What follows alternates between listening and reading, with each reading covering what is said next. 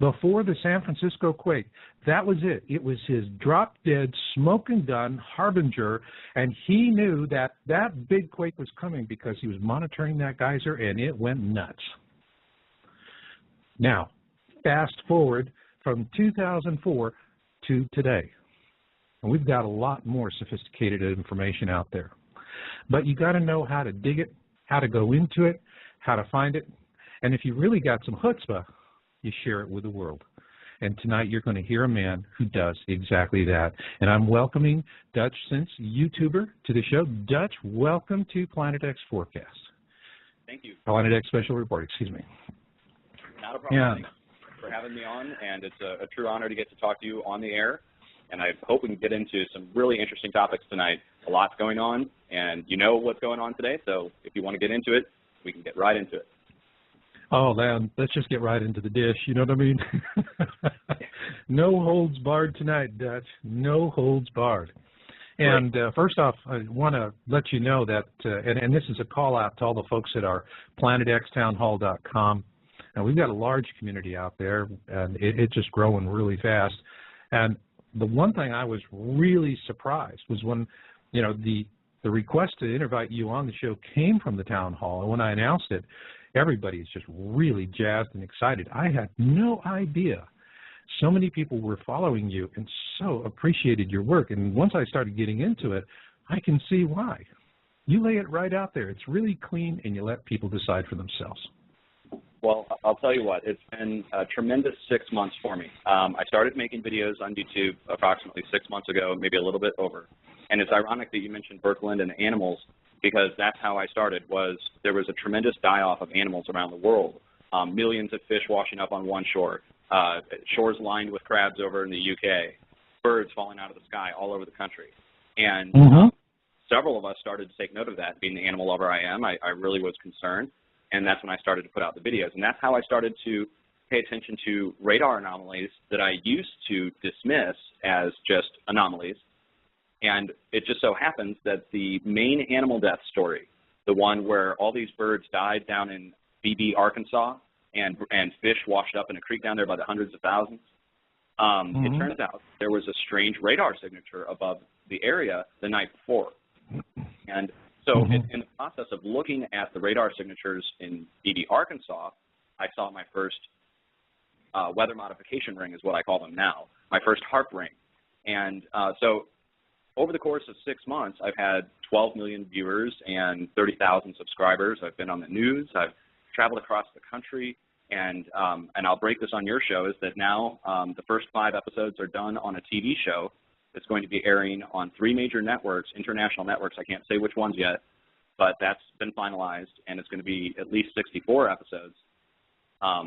So that's going to be if all things go well.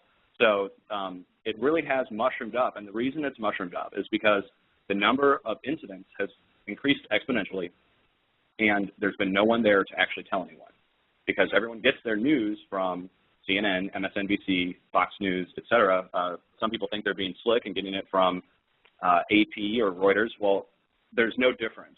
They censor the news. They only bring out some news that is disaster prone, and they control that news indefinitely. So Fukushima, for instance, when Fukushima happened, they first beat the fear drum on Fukushima like no other. Okay, they had Anderson Cooper over there standing there with a Tiger counter, and they had Sanjay Gupta explaining the fallout effects of radiation. And then within a week, they're not talking about it at all. And that's right. You know, I remember Sanjay Gupta. He looked like a nervous cat in a room full of rocking chairs. He didn't like being there. He understood, and he wanted to get the heck out of it. And but before we go a little further, I just want to say to my listeners out there, folks, if you're in the virtual chat room, Susan Richards is our moderator there. And if you have a question for the guest, make sure it gets to Susan. We'll do our best to get that answered, and our chat room rules are real simple. Hey, cowboy, hang your shooter at the door, be nice to Miss Kitty, and you'll have a good time. And if not, you will leave the premises feet first. And for those of you who want to call in and talk with Dutch, well, we've got Bill Zam running the switchboard, and his middle name is Thor's Hammer. Get my meaning? Call, be nice, be constructive, and you'll get on, I guarantee. Now, with that, what I'd love to do right now, Dutch, right off the top, because this is the thing that just, when I looked at your work, I mean, this glued me, really glued me. And this is this venting that you detected northeast of Los Angeles. Now, for those of you listening, on the episode page for Blog Talk Radio, I created a playlist with the current videos that Dutch has done on this. And so you can follow up on those later on after this show and actually see how he presents the work. And it's really important. And so just because this is a real current event, so Dutch, take us from how did you find this venting and, what was the process you went through? Okay. This is just a recent story for those of you who are just tuning in. It just started on Saturday.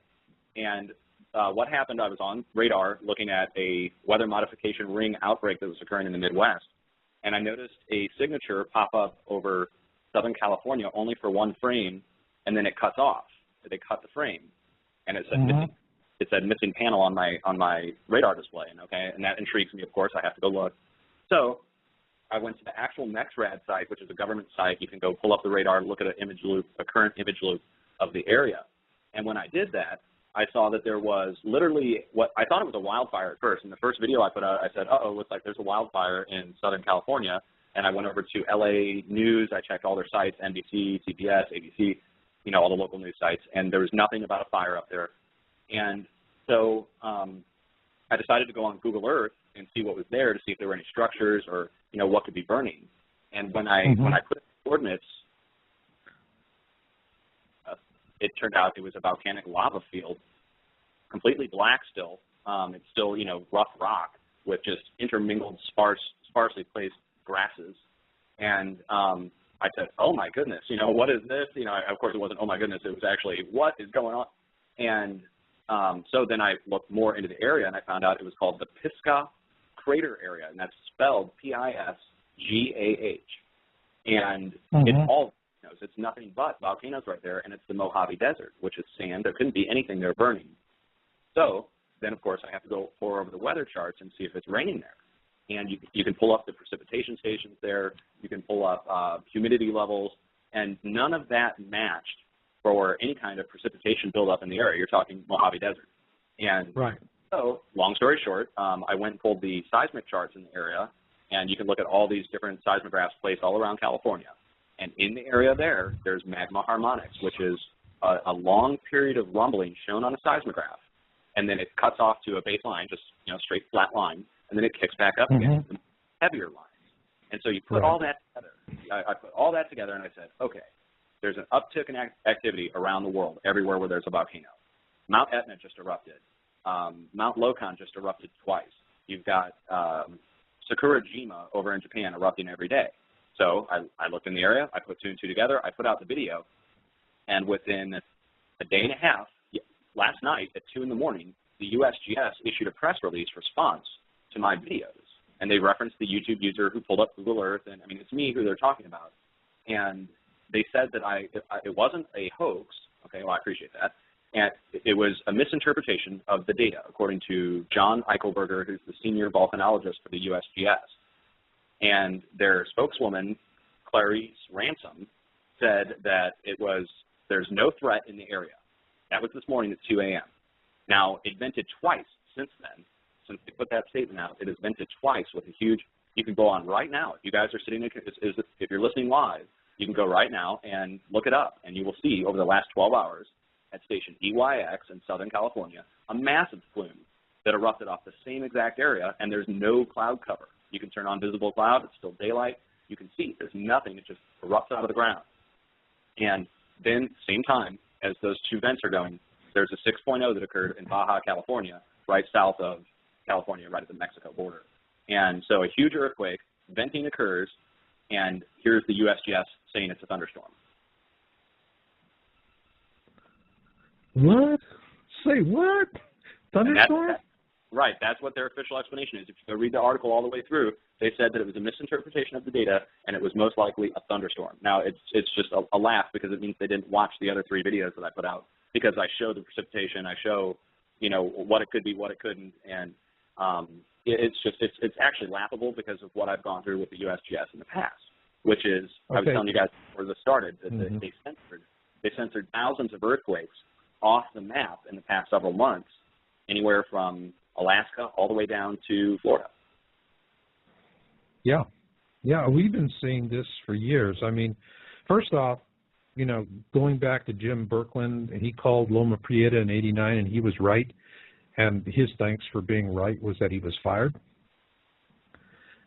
So there's, you know, always this lid, keep the cattle, you know, keep the cattle happy.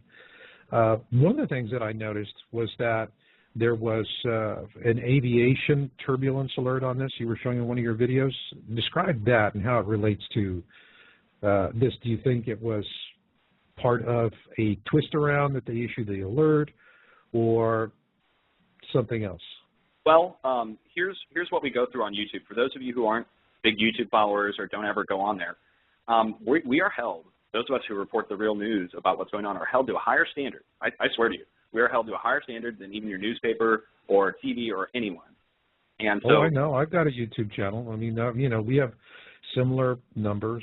You know, we're getting ready to break 14 million on my channel. That's great, and congratulations. That's a big step to make that many people. You've reached, you know, 2 huge population centers of the world, if you think about it that way. And what I want to point out is that we have a pattern that's occurring. And, you know, I could digress into this for hours, but the pattern that I see occurring is a censorship of the data. And the FAA thing points it out perfectly, which is I went to go pull additional data to prove my point, to say that there's something going on. And the first thing that comes across my head is, hey, you should probably go check the FAA and see if they've issued any flight warnings in the area and see if they're outdoors. You know, I mean, it makes sense. So I went over and checked, and there's a what's denotated as heavy turbulence, and it looks like a bump with 2 lines through it, and it's placed directly over the area where the volcanic plume erupted from. So I made the video, I put it out, I put a link to the thing. Within an hour, it's gone. All the others are still up there all the way across the country. A couple of them are still there. And they pulled that one when I put the video out. Now, I can't prove that, but it's just a strange coincidence. Within an hour of me putting the video out, they've got that little bump off there. And so, but it was proof at the time, and it was proof at the time, that a heavy turbulence warning was issued for that area only. And there's no storm in the area, because I just pulled the previous data, and it just shows clouds coming up off the ground right in a lava volcanic field off the Mojave Desert. Wow. Wow. And, you know, I want to ask you, Dutch, we got a question that comes in from the virtual studio from a Seeker 2, and wants to know, has anyone reported picking up a very high frequency or ultra low frequency signals on radio equipment during a Haarp ring anomaly, or even during this? Not that I know of during this yet. I'm going to have to look into it. It's been a really busy day for me, hundreds of phone calls and having to put the videos out. But I can tell you in the past, for those of you who are on the internet, you can go on to youtube.com/DutchSinse, and that's spelled DUTCHSINSE. And you'll find a video that I put out about a month and a half ago, and it shows a huge outbreak of weather modification rings and what we call scalar squares, which are giant squares that appear in the clouds in precipitation only when you're looking at the radar. And as that was happening, I got a message from a buddy of mine who's a shortwave ham radio operator, and I put out a video asking ham radio operators if they were experiencing interference like my friend was reporting. And they were. It was so bad. There's several websites you can go. They're called web SDRs, and on a web SDR, you can listen to shortwave radio on multiple bands. You can listen to Haarp. You can listen to the Russian woodpecker. You can listen to the Chinese meridian. You can listen to all these different devices if you know what frequency to tune into. And all the ham radio operators, first of all, it was hard to locate a signal on the visible dial because of all the background interference that's shown in static. There was so much background interference occurring. And, of course, you're listening to these guys talk, and they're like, well, you know, we don't have any signal down here. You know, we don't know what's going on. How's the weather up there? And they're doing weather reports, too, because they're trying to figure out where the interference is coming from that's blocking their signal. And it was just all over the entire spectrum. And then when you look at, and that takes us back to the animals that died all over the world. The geologists who predicted California in the 1980s, of course, cats are running away when there's going to be a localized earthquake. But if you see hundreds of millions of animals dying on the world at once, then that's the sign of a huge global problem, a huge earthquake that's coming, or a series of earthquakes all around the world. And that's what's happened literally since January of this year. Since January of this year, it has literally picked up on a daily basis, and it has not let up. I know. And I mean, Dutch, I really admire you for the work that you're doing, because monitoring this stuff is just hard. I'm looking at all this, and then, you know, you get people are going, what earth changes? I don't see any earth changes. It's like, okay, well, you're not going to notice them if your head is in the sand. But we do have a caller on right now. We have a fellow. Would you want to take a quick call in? Oh, sure. Yes, definitely. Okay. And I'm bringing in. We've got Jay from Washington. Hello, Jay. This is Marshall. Hello. Hello. Have you got a question for Dutch? I do. I wanted to know more about Mount St. Helens, and I was watching his channel, and he had mentioned something about magma flow being the cause of all the uptake in activity there, and I'm wondering if you could explain that a little further. Yes, I definitely can. I've been looking at the Pacific Northwest for a little while now. Several months I've been putting videos out on it. I've been looking at it for several years. Been up there. I just drove up there about 4 weeks ago, and visited the entire area, went out to the Olympic Forest, and really got to see it up close and personal. I truly believe that Mount St. Helens and the other volcanoes in the area, if you go look at the charts, you see that they rumble. They're literally rumbling, and then they silent off completely. And when I mean rumbling, we're talking for 10, 11 hours. You'll see it completely kick up in a background magma flow harmonic, which is the best way you can describe it is that the chart shakes, or shows shaking, I should say, for several hours, and then it stops. And that's how you know there's something deep underground that's moving. And that's usually 9 times out of 10 or more magma itself, flowing underground lava that is trying to push its way up, usually towards the surface. Sometimes it's flowing laterally from one chamber to another. It's usually a sign that there's the vents deep down below are starting to crack, break, and fill with new magma, which is basically the sign of an eruption that's going to happen. But what's occurring around the world, that I'm seeing at least, according to this is in my opinion, is that I'm seeing earthquakes occur in the same zones where there's volcanic activity. Now, everybody knows that, but the earthquakes are occurring to relieve the pressure from the volcano. So I don't think you're going to see Mount St. Helens erupt. I think what we'll see first is a large earthquake in the area that would relieve the pressure before the magma reached the point where it would cause an eruption. And that's just an educated guess on my part. Mount St. Helens, specifically crater double B, I was looking at the chart last night. It showed just a tremendous amount of rumbling. June Lake also charts just, every day just showing activity. But you go back a year and it's blank. The charts show, no activity at all for a long period of time. And then now you're seeing daily activity, not just there. You're seeing it at Mount Baker. You're seeing it at the Three Sisters. You're seeing it all the way down into Oregon. And well, I was around during the eruption back in the 80s. And this kind of activity was on the news all the time. And I'm wondering how come the news media isn't picking up on all these strange events right now, because it is kind of concerning. It is. Well, guys, why they're doing it, let's just be honest, is that this information, there's different explanations for it. One very simple explanation is this is not the kind of information that's going to sell credit cards and tampons for advertisers. Okay? Now, that's one simple explanation. But the other one is where they really come in and with a very heavy hand.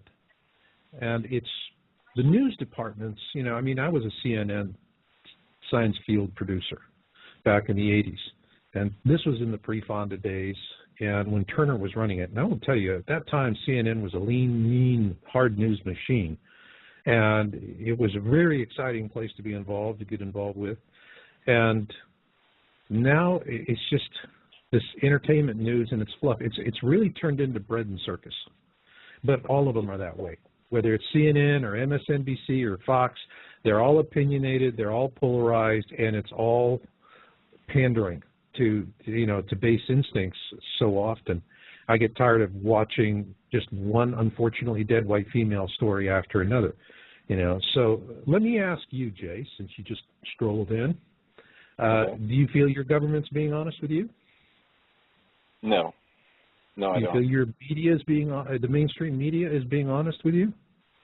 My personal take on it is the media is whitewashing all the events that happen only for their own propaganda to pass a bill where they ever start announcing certain things that happen. Like if there's a gun bill, then all of a sudden there's a whole bunch of articles on the news about shootings in places, you know. Right. And Right. that's just for a example. And that can go on and on and on about every type of thing they want to hype up. They don't announce it until there's some benefit for themselves. That's right. Or until they're told to. Jay, thanks for coming on. That was a great question. And Hey, thank you very much. Look forward to having you calling again. Thank you much, sir. Hey, and Dutch, we heard, you know, I mean, it was just interesting to hear somebody out of the blue out there. But now I'm going to ask you those same two questions. Do you believe what the government tells you? No, I don't. I approach it with this, I don't know, philosophy, if you will, trust but verify. There's certain things you can trust the government on. Well, you can trust they'll send you a bill for taxes. You can trust you can trust that they'll always have some new defense spending program. Okay, but there's certain things I don't trust about them, and that's that they're going to give me the proper information in time that I need it to make a decision that will save myself. Because if you can save yourself, what do you need your government for? Okay, it's just that simple, and this is simple. It's a simple philosophy.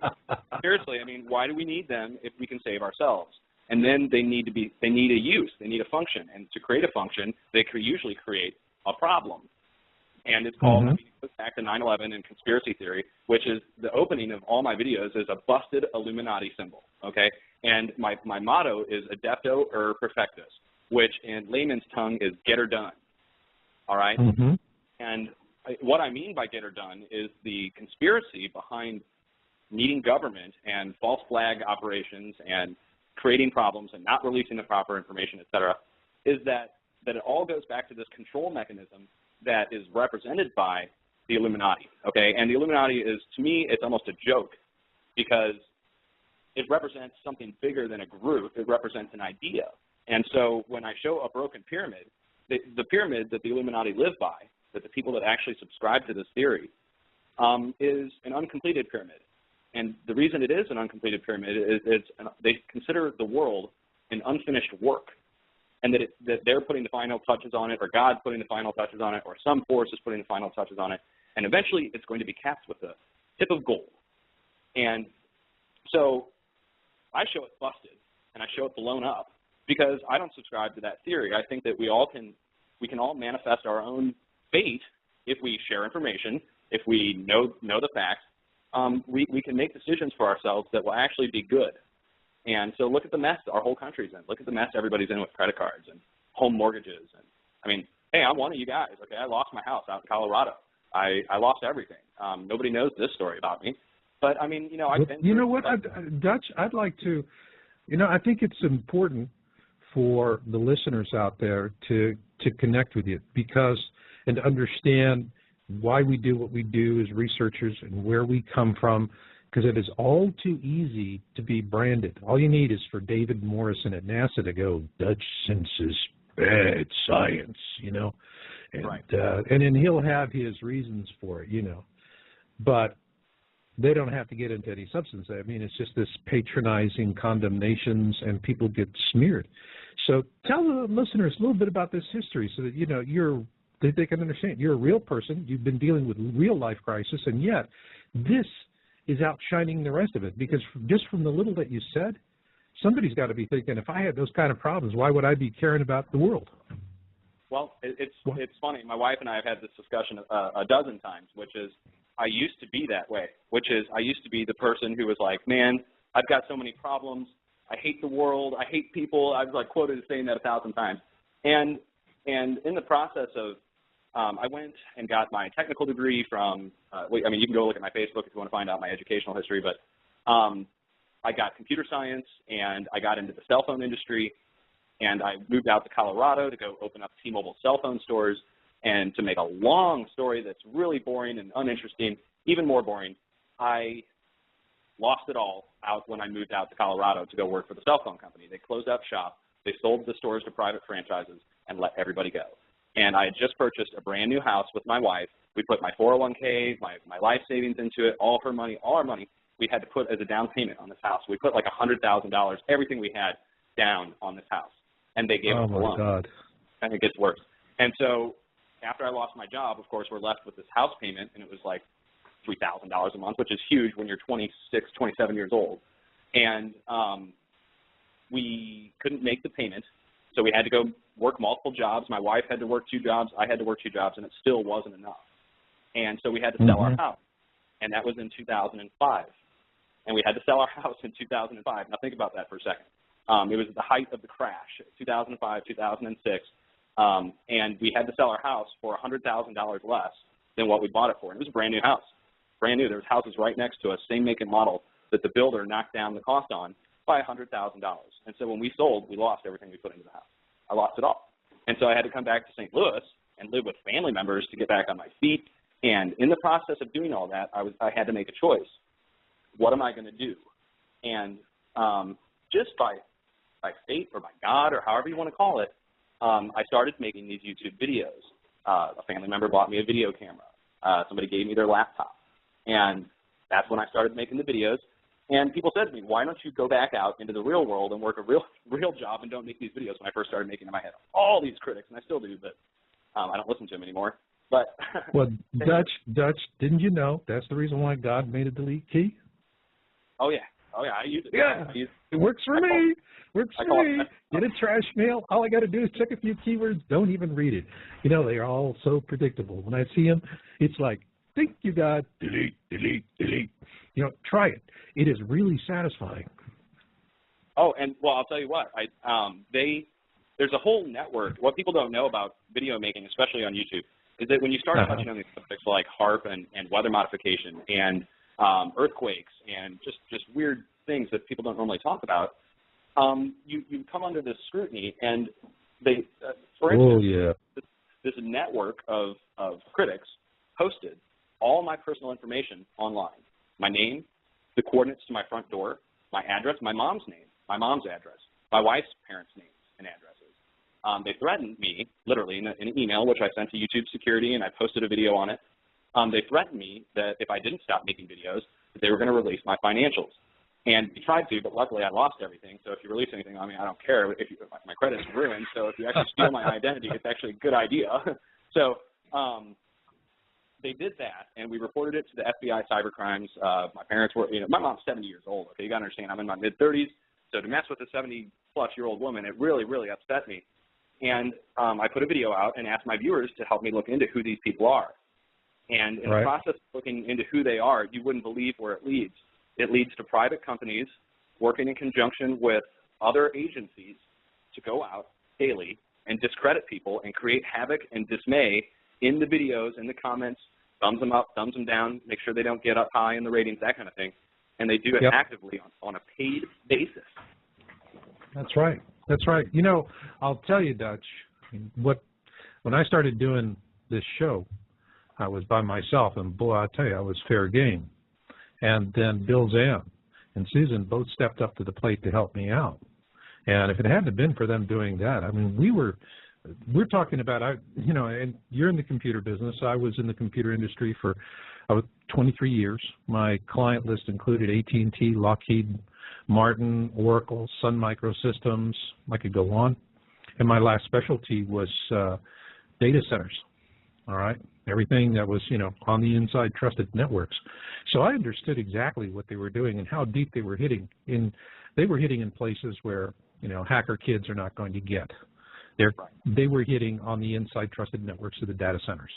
And there's very few ways to get in that way. And so I spotted that, and exactly what you're talking about, I've had to deal with this same thing. It's in 2008, the disinformation campaign started against me when I was releasing my analysis of the disclosure videos on the South Pole Telescope. And, that was when I learned the first rule. Anything that comes really close to the truth disappears really fast. And I was lucky enough to catch that stuff. But they hit me on the broadsides just like they hit you. And you fought back. You did the right fight, man. And it's out there. It's ugly. I mean, you know, when guys like you are being attacked, you know, you're good voices of logic. And even in the show coming up, you know, the old expression, raise the flag, see who salutes, see who shoots. And on one hand, I have so many people so excited. And on the other, we have people that are really buying into this stuff. And and we have a call that's coming in on the studio. Bill wants me to take this really fast. So you up for another one? It's the Wizard. Oh, yes, definitely. Would love to talk to anybody. Okay. Okay, Wizard, you're on. You got your question? Hi, Dutch. The Hey, Wizard here. I just called to say high five, dude, and just to send much love grenade, Duck. That's all I got for you. No, just this is great. You're unstoppable, and don't cower to nothing. Hey, I appreciate it, and much love back at you, brother. We're right behind you. You know that. You're never alone. You disappear, and we'll never stop looking for you. I'm telling you. Oh, God. That's good to know. And I'll tell you what, if I ever disappear, I've got a plan, just so the powers that be know. I've got a plan in place. If I disappear, yeah, well, you know where I am. Yeah. So, oh, yeah. We got to talk again, brother. You bet. Don't worry about trying to get up here either, because, you know, it's a little different up here. Oh, yeah. Hey, I'll Okay. be tonight. Hey, just so everybody knows, we know each other. This is great to talk to you, and I will be back in touch. I promise. Okay. Okay, Wiz. Thank you. Yeah. Cheers. And, you know, while you're talking to the Wiz, and Dutch, I just want to tell you a little something, because we have, how we came into this is somewhat similar. You know, you don't come to this because you're looking for it. You walk straight backwards into it. And my case, I was in an car accident back in 2000. And I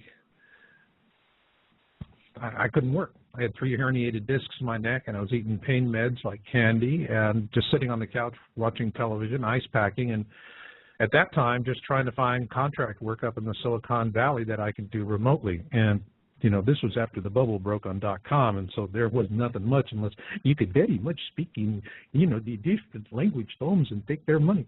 But it was pretty gruesome, and I was just really didn't know what to do with myself. And so, and because you got to sit there and wait for the phone to ring, because when these recruiters call, if you're not there to pick up that phone, they just go on to the next name on the list, and that list is so long they never loop back. And so I started writing God's Child Covenant, Return of Nibiru, which talks about earth changes and all of that. And it kept me going. And that's really what started me on this publishing and doing everything that I'm doing right now, was 3 herniated discs in my neck and all of the financial havoc that comes from it. And just, you know, your life gets turned upside down and dropped on, you know, you get dropped on your head. And you're just amazing, because I know what that means, Dutch. And, you know, you just didn't let it turn you to the dark side. You found a mission, and really you're rocking on. I agree. So, I mean, I was at the dark side. Don't let people. I'm just like you are. Okay, I'm no different. I had my dark moment, and I call it my crisis of faith or my crisis of conscience. I really let myself down, honestly. I mean, I'll just be honest. I'm going to be held to account at some point when I die. So I've really messed up at points in my life, and I'm willing to live with that, because it led me to the point where I'm at now, which is a greater appreciation and understanding of several things on moral, spiritual, and even political somewhat levels that never stumbled across if I hadn't lost it all, if I hadn't gone through the ringer and made the wrong choices, or what turned out to be the right choices, because you can't make a wrong choice, because any wrong choice you make will eventually lead you to where you're supposed to be. But you've got to learn from your mistakes, otherwise you get stuck making wrong choices. And right. Dutch, do us a favor. Your voice is coming in and out a little bit. Susan was telling me from the chat room. Okay. Can you hold that microphone real close to your mouth so we get good audio on you? Yes, definitely. I apologize. I apologize. I had to walk in the other room. So it's touching on Nibiru. did you see the article that just came out on Fox News? No. Fox.com ran a front-page article debunking Nibiru, and it's the laughable article of the century. It's they invoke Zeta Reticuli and Zeta Talk and a bunch of other baloney, and they mix it in and call it a conspiracy theory and everything. And it was just maybe 2 or 3 days ago they put the story out. They even incorporated Elenin into it. So go check that out. It's a laughable piece. It's definitely a Fox News hit job. And I'm on board with the idea that there's an extra-planetary influence on what's causing our uptick in severe weather and earthquakes. It's not all weather modification, and it's not all just a series of earthquakes. It's being influenced, especially with the number of objects that are appearing, and they're going into the sun or passing Earth that are just unidentified, and they should have been identified. We're talking glowing comets passing by. Okay, it's not a space rock that you can't see.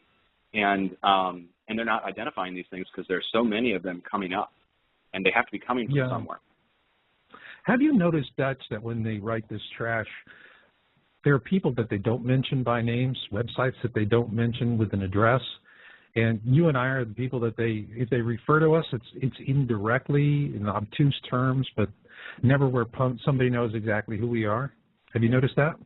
Oh, yes. Could you imagine if they were held to the standard that a YouTube video maker is held to, where they had to provide all the links down below so you could, and see the source story and everything? I mean, they just couldn't do it because they would fail epically, and we'd see it all in one day's reporting. And so they literally shape it and craft it.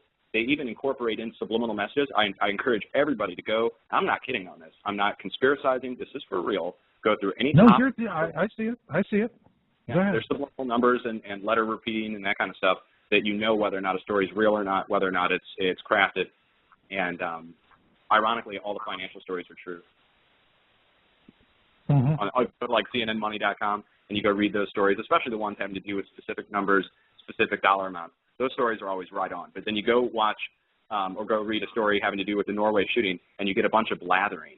And it's obvious when you look at it that way, that it's just controlled to the point where that's why there's 12 million people coming on looking for earthquake news from me. There should be an earthquake channel on CNN that just reports nothing but weather and earthquakes, but they don't do that. Well, there's not going to be. It was a couple of years ago, CNN fired. They completely disbanded their science department and took those people, the ones that they wanted to keep, and merged them in with other departments. So you had someone that would actually be doing that and following that information, and now they're on unfortunately dead white female stories. And so, I mean, the definite shift, for me, it's painful to watch CNN. I just don't really even watch it unless there's, something really, really good, or I'll TiVo it so that I can skip through the nonsense. But the rest of it's just, biased news entertainment. And Fox is, I'm not surprised. One of the things that happened, Dr. Michio Kaku was on Fox, and this was back in 2008, and he went on, put his face in on there, and said, "Hey, we're scientists are wrong about the coming solar maximum, and we're off by a factor of 20." And that's pretty substantial. A factor of 20 is the difference between an X-class storm and a Y-class storm, and that's a difference you really don't want to know the hard way.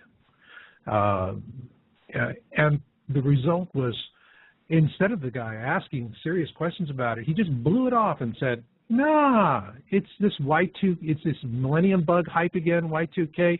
You're nonsense," and totally trivialized one of the greatest scientific evangelists since Carl Sagan. I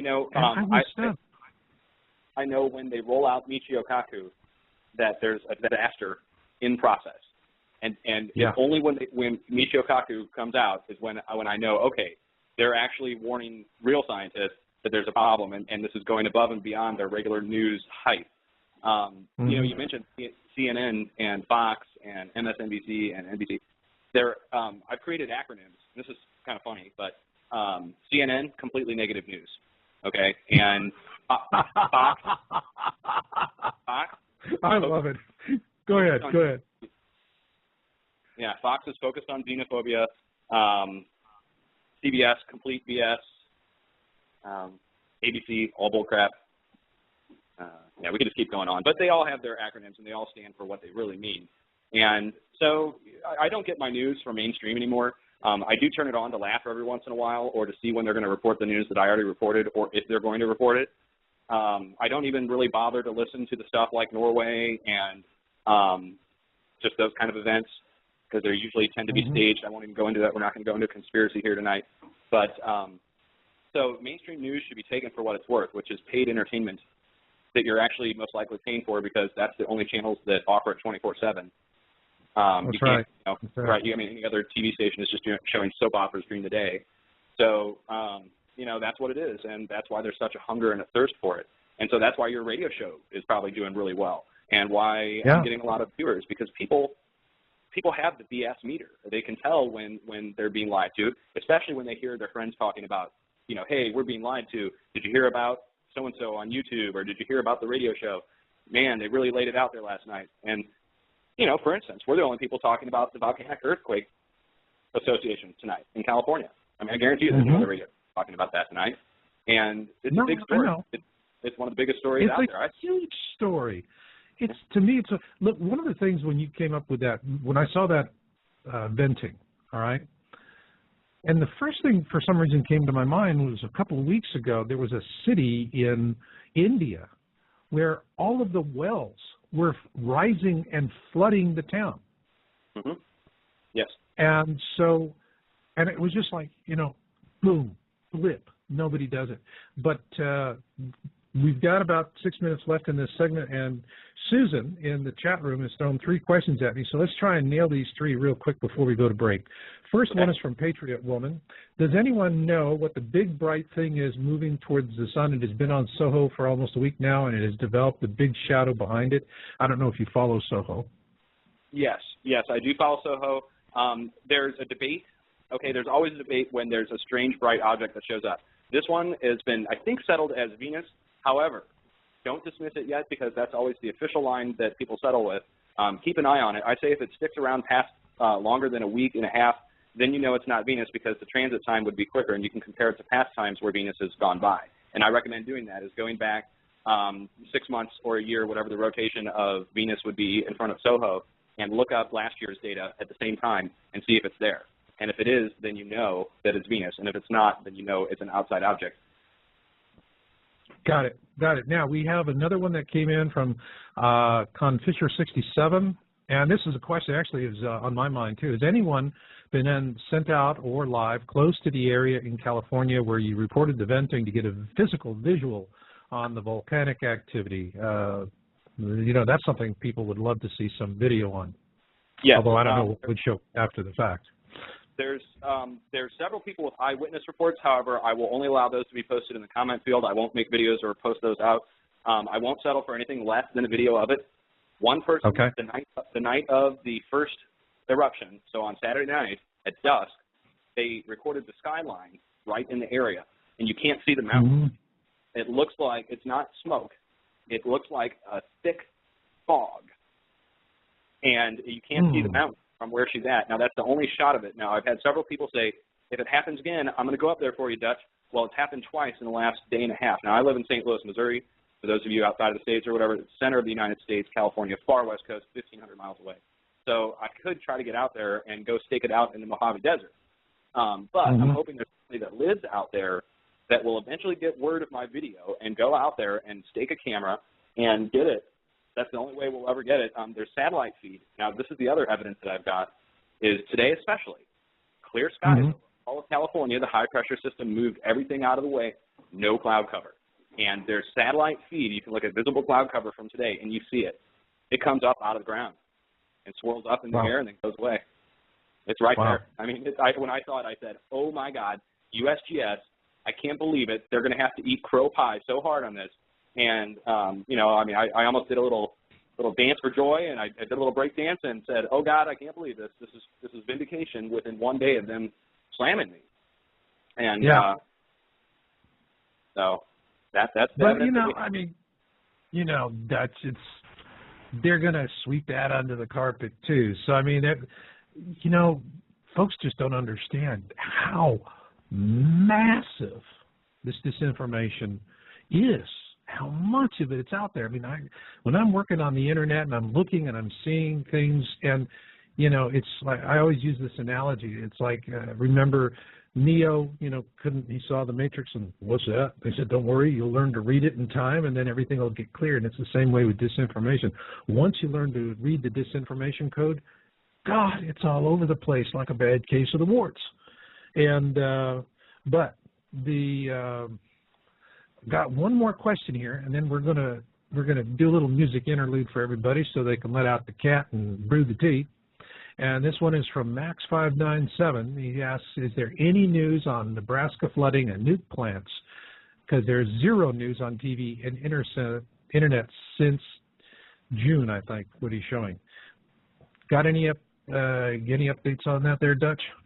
Okay, I live at the conjunction of the Missouri and the Mississippi River in St. Louis. I have not been up there since I went up there personally a month ago and took radiation measurements at Fort Calhoun Nuclear Power Plant. I got shots of the flooding. I drove up to the entrance where they have Blackwater security with AK-47s and literally AK-47s, not AR-15s. And they had to turn around the whole bit. And when I was up there, they had a huge sandbag wall that they had constructed, and it was big. It was 20, 30 feet high around the entire plant. Now, the parking lot was flooded. The entrance you could go in, but then, it was just a loading dock down at the bottom where you could drive up to. Now, since then, the day after I left, and this was 4 weeks ago now, a month ago, it broke. The wall broke, and the plant was flooded. The wall broke? The wall broke. You can go look it up. The wall broke. It failed. The levee failed the day after I left. Gosh, I wish I could pull up that video right now. But long story short, the thing broke, and news hush out ever since. They've blocked the roads, so you can't get into the industrial park. It's a giant industrial park there, and I've got viewers that have tried to go up there since then, and the only shot you can get is from across the river far away where all you see is steam coming up. Now, oh, God. Right, That's not good. Now, here's the thing, is that if it's flooded, okay, you want a reactor to be flooded. Okay, so you wouldn't be really worrying about a meltdown because they could pump water constantly over it. Okay, they could just keep a pump in there and switch the water around. But it makes the water radioactive. And where does that water go? It goes back into the river, and then, of course, we have a phenomenal amount of storms that just keep coming over Nebraska, keep coming over Iowa, keep coming over Missouri. And it's almost like they're trying to wash it out because it's already been compromised, I think, in my personal opinion. There's no way for me to verify it. I took my Geiger counters up there. There was nothing, but that was the day before. Well, what you're telling me, and it really is disappointing, is that with Fort Calhoun, it's just a replay of the BP oil spill, which was a real-time whitewash, and it was orchestrated between the government and BP. And there was no question about that because, we heard the news reporters saying, I can't get in there, and it was BP goons with federal officers backing them up, and they couldn't go out, and we couldn't get any coverage, and that's not a good sign when we have this real-time whitewashing. So for Max 597, if you're in the wrong place, buddy, think about it. Can I add one more thing to that? Is that to Max, I would say I would like to go back up there soon in the next week or so before the TV show begins taping again and get some answers to that specifically. Take some water samples right outside downstream. I do want to do that, and you know what? I'm just go ahead and commit to doing that. I will commit to doing that on your show right now. I want to do it. Somebody just had to bring it up. I'm gonna go up and do it. I got to find out because I live here. The water is coming downstream, and so if it is contaminated, it comes here, and we get our drinking water from the Mississippi River, which feeds Missouri, feeds into the Mississippi. So not good, not good. Well, Dutch, we've come up to the top of this segment. I'm going to play a little music here for folks so that they can go off and make the tea, throw out the cat. When we come back, we're going to start right off. We have a question from Lori Corbett on the 3 supervolcanoes in Wyoming, New Mexico, and California, and that will be our first question starting right up after we finish the break, so stand by with me. And for those of you out there, we're going to feature tonight Glenn Miller and In the Mood. And this was a song that was real popular back during World War II, and folks went to war listening to this music, dancing to this music. And so every time I listen to these songs from that time, I can remember when, well, frankly, We had more confidence on our government. But what they don't know is Yep. there's a supervolcano in California about 100 miles north of the area we're talking about with the vents. There's a supervolcano called Mono Lake, California. That's one. And then there's one in New Mexico called the Valles caldera, and it's also a supervolcano. They all show signs of supermassive eruption in the last 500,000 to 100,000 years.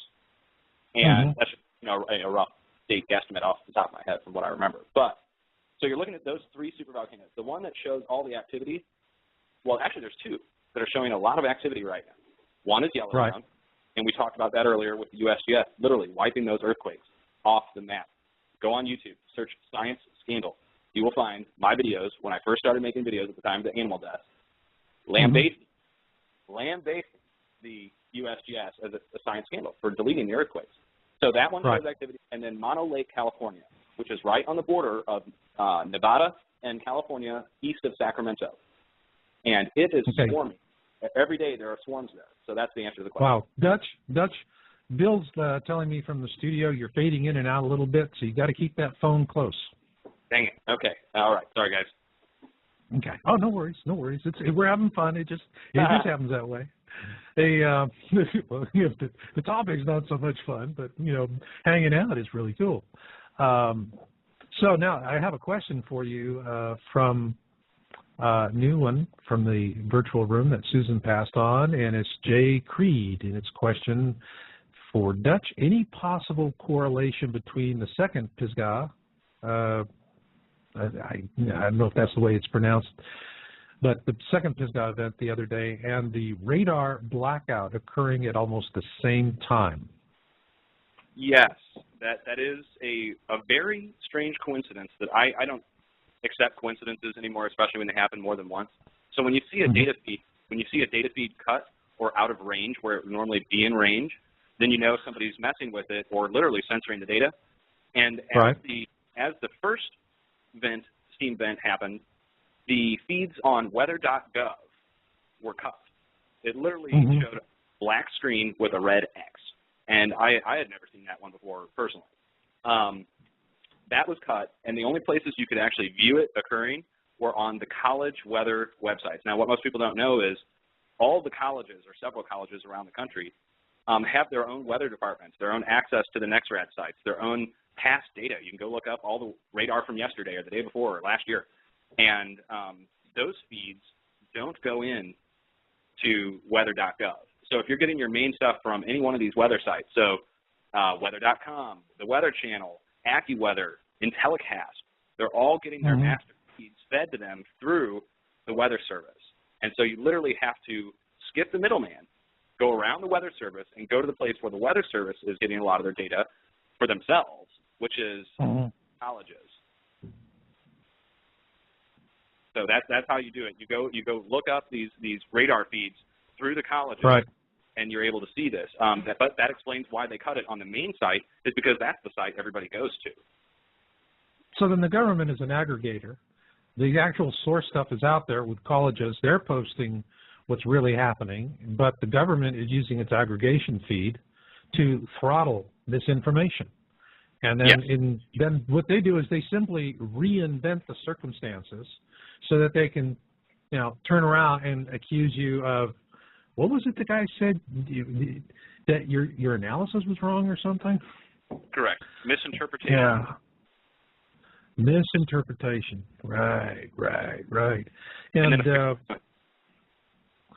pardon, could you come again? Oh, I said, and then a 6.0 hits the same day that they say I misinterpreted the data. Then the 5.9 just hit Southern California, and in the same general area, a few, not right in the same area, but right there. And and I just, that's just vindication for me, because here's a professional volcanologist saying, oh, there's no threat in the area, and then boom. Yeah, and it goes on, and I mean, it's like, and I wish you the best of luck with your TV show. I really do, and I would love to see you get out there. I sure want to watch it. And but I can remember a couple of years ago, Penn and Teller came to me, and they wanted to interview me, and I just said, excuse me, I haven't taken a stupid pill today. That's like, no way am I going to be on with Penn and Teller. But so I referred him off to Dr. Rand, who wrote Another Planet X book, and they sent out a full production, a 4-man team, and they spent a day and a half with him and did some on-location stuff. It was just really brilliant. It was intense. They did a lot of work. They produced everything, sent it back to the network, and the network not only shut down the project, that they terminated the production company, and the people who actually videoed Rand were let go.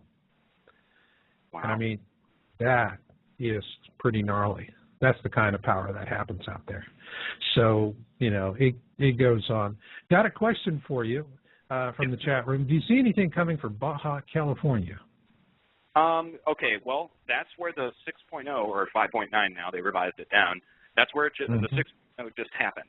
It happened in the Strait of California, which is a body of water that basically the body of water extends from Tijuana, Mexico, south, okay? And it occurred right in the channel there. And for Baja California, well, what it means is that there's a split. And the swarms that are occurring there, specifically several thousand earthquakes in the past few months, it's a split that, to me, is definitely showing signs of further activity, which, well, I mean, there's no easy way to say this. It means that there's a split going up towards Los Angeles, okay? And people would, you know, interpret that whichever way they want, which means, do I think that California is going to fall into the ocean? No. Is there a possibility that a fissure could open and more water could go up north through Mexico? Yes. But with the volcanic activity that's occurring and the plate, literally the plate tectonics that are occurring right now are so vast that you're looking at 6.0s every day, 7.0s every 2 to 3 days. You're looking at a time that Southern California, Baja California in particular, could receive, and I will stand by this, could receive up to an 8 or greater in the next 1 to 2 months tops. And I'd say... Could you repeat that? Could you repeat that? Because you were fading a little bit. It was a little bit of chop on your cell phone, and that was an important... Okay. Repeat that prediction. Yes, I'd say within 1 to 2 months' time, we're looking at a magnitude 8 or greater anywhere from Baja California, northeast to Mono Lake, California, northwest, all the way up through Oregon to the Cascadia Range. Now, I know that's a huge area, but Earth-wise, I mean, over the whole planet, that's a really small area to name over the next 2 months. And if it happens anywhere north of, well, let's say San Francisco, it'll happen in the ocean. It'll happen in the ocean, which means a tsunami threat. And I really, truly believe that it's coming. There's no way it can't. And the reason I say that is if you look around the entire ring of fire, every other area... It's on fire. Right. And there's no way around it. The ring of fire is on fire. And, you know, and the other one, and it was, I think, one of your other videos that you spotted with what's happening with the subsea seismicity off the coast of Puerto Rico. Yes. Yes, the fracturing. And it's fracturing. That is really worrisome for me. I've got folks that I love dearly that live in Houston. And if that were to be another tsunami, I mean, on par with, you know, 2004, Sumatra superquake and tsunami, that could funnel a lot of bad death water right into the Gulf. I mean, hit Florida, the southern eastern states. It would be bad news all the way around. 1 month ago, at the time of the NLE 2011, which was national level exercise for a simulation of a New Madrid earthquake, they spent, I think it was $50 million FEMA spent to hold the Caribbean X, and it's called the Caribe, K-R-I-B-E /EX. So for those of you who are listening, you can look that up.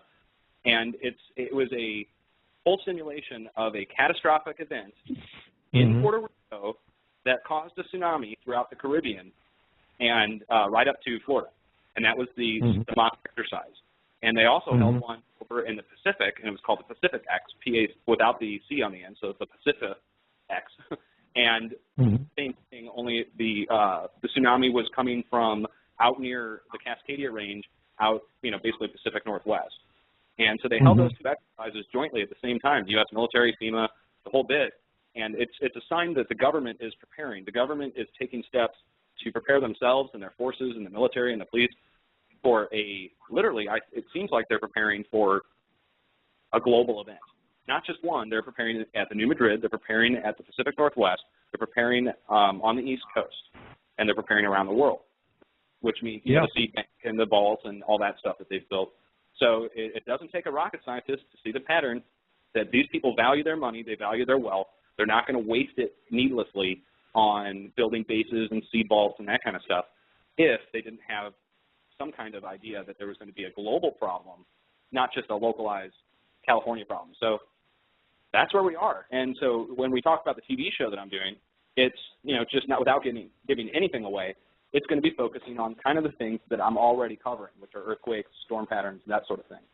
And that's those topics are going to become so prevalent in the media that the problem that your friend ran into back when they pulled a show for talking about Planet X, or Penn and Teller, I'm sorry, will not happen this time, because they know it's going to be at such a crescendo, such a culmination of events, that it's going to actually be on TV.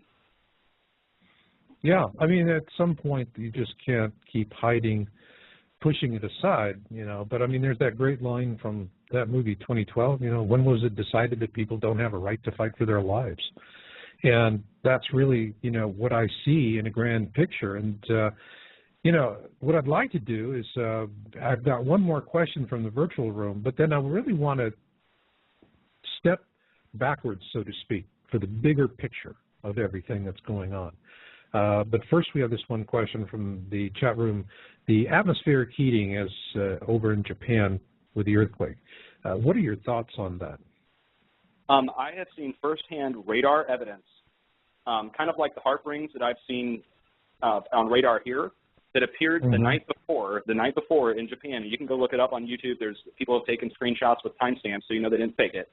And also, I'd like to remind everybody that a freak snowstorm brewed up in Japan the day of the quake. This very strange snow ring appeared over North Japan. It wasn't over Fukushima, but it was over like North actual Japan, the entire country. That's how big the ring. And I saw that firsthand. I posted it on my YouTube page, like on March 12th, so the day after the big quake. And YouTube flagged it for matching third-party content, which is a copyright violation. And if you get too many of them, they ban your account.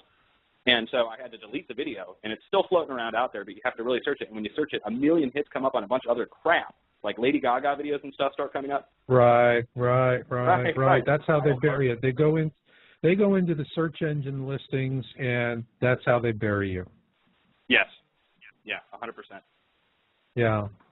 And, you know, I mean, I see, as one YouTuber to another, I mean, you kind of get the feeling YouTube is, what side of the fence are they on, do you think? Are they really trying to maintain an open forum and they've got to concede ground when they're getting pressure?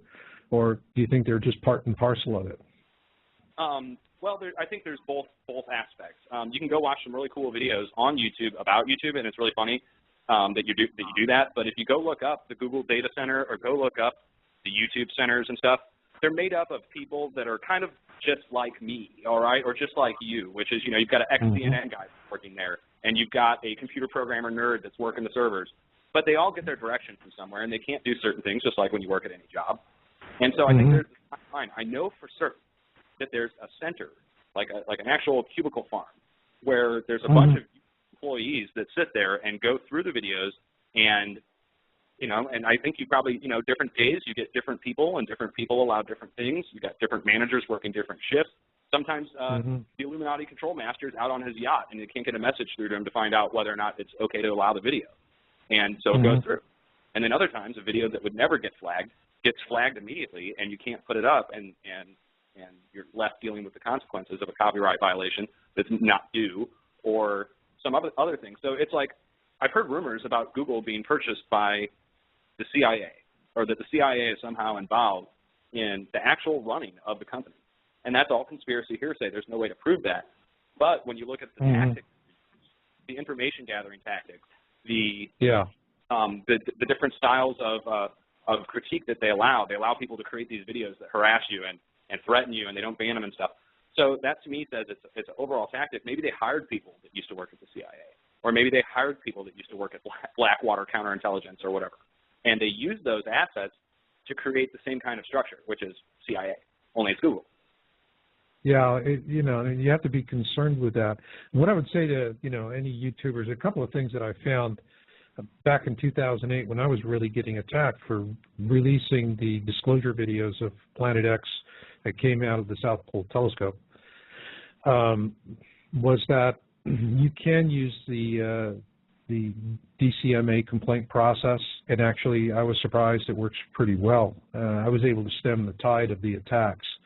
But one thing that I'm very leery of with YouTube and wouldn't participate in, you see a lot of folks that are doing the paid advertising and with the AdSense revenue. And I have no problem with that. Everybody's got to pay rent. I mean, the only folks that say, gee, if you were really God-fearing whatever, you would do it all for free.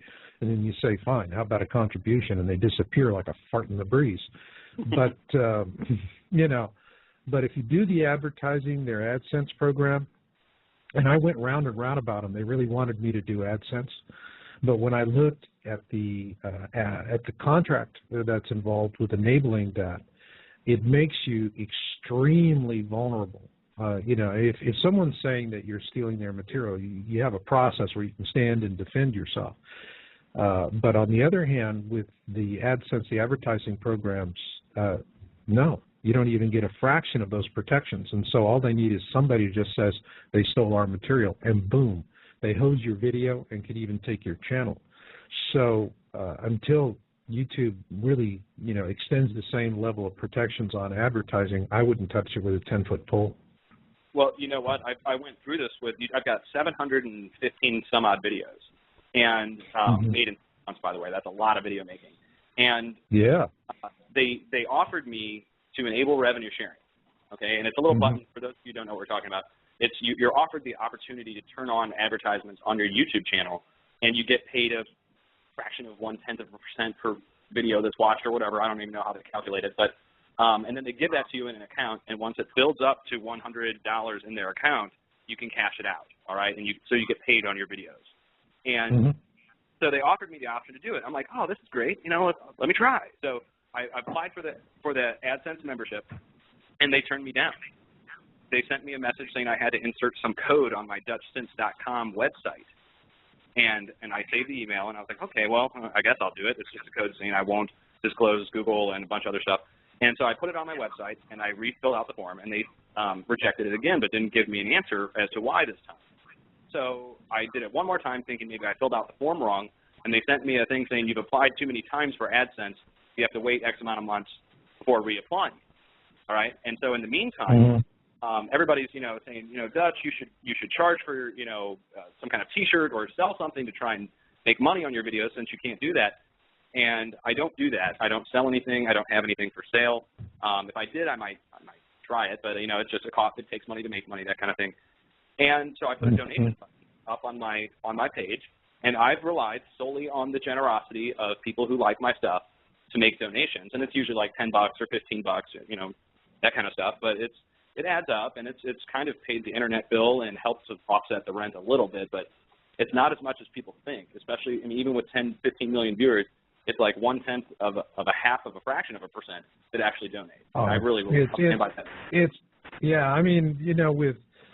With my other site, Yowza.com, YOWUSA.com, before I really got into doing AdSense and more traditional revenue, just to help support myself to do the work. And, everybody thinks we're some big, great organization. No, it's me, myself, incorporated with a bunch of really great people helping out, like Bill and Susan on the show, and in the town hall, my moderators, and these wonderful people, and they're all like you. They're doing it for love. They're doing it for the species. And they're just out there contributing. And so what I want to say to all of you listeners out there tonight, Dutch, give me address that for your website again. It is www, of course, and it's Dutch Sense, and that's spelled D as in David, UTCH, SIN as in Nicholas, SE, DutchSense.com. Or you can just go search Dutch Sense on YouTube, and you will find 100,000 videos that come up, and most likely mine will be at top, hopefully. And you will find out all the information. Well, for those of you listening out there, next time you go to McDonald's, instead of supersizing your fries, put the change in your pocket, go to Dutch's site, and send it on. This guy is your local hero. So go out there and support him. And oh, you're welcome. No, I want to see you keep on doing what you're doing. You know, it's just coming across your work, and it's just an absolute pleasure for me. And I understand everything that you're up against, because we're up against the same things here. And it's tough. I mean, right now, this show is what's keeping us on the air is Bill Zam. I mean, he's just out there. He's a wizard in what he does. I don't know. It's like, you know, he's got smoke coming out of his head or something. You know, you turn off the lights and he glows in the dark. But, hell, man, he keeps these bastards off my back. I love it. We like that. And looks like we have got a caller coming in. You want to take a call? Definitely. Okay. And caller, this is Mrs. Corona from Northwest Washington State. Hello, ma'am. You got a question? Hi there, Dutch. I was calling about the Pacific, or the post-glacial rebound effect, and wondering, in your opinion, what effect it's going to have on the coastline here on the West Coast. That is a really, really good question.